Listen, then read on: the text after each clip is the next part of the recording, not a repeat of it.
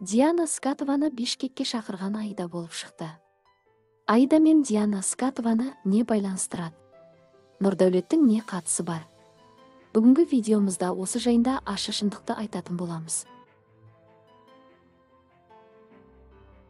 Жақында Диана Скатова ханым қырғыз әріптестерімен жаңа жобаны бастау туралы келіссөздер жүргізгенін білесіздер.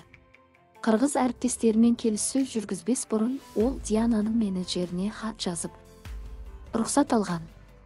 Нәтижесінде Диана ханым Бішкекке баруды ұйғарды. Әлеуметтік желідегі хабарларға қарағанда, Диана ол жерде «Қосылайық» 2 реалити шоуының жүргізушісі болады. Бұл шоуға өткен маусымның қатысушысы Айда қатысушы ретінде қатысады. Соң бұрынғы жұбы Нұрдәулетті сонда шақыруды жоспарлаған. Нәтижесінде Диана Скатова Айда мен Нұрдәулетті қайта қауыштырады. Айда мен Нұрдәулет қазір ажырасып кеткенін білетін шығарсыздар. Оған басты себеп Нұрдәулеттің бұрынғы қыздармен қарым-қатынасы. Айда мен Нұрдәулет қосылайық біткеннен кейін де ажырасып, бірнеше рет қайта қосылған болатын. Оған бірінші қадамды Айда жасады. Енді Нұрдәулет татуласуға қадам жасамады. Айда Нұрдәулетті әлі де қатты жақсы көреді.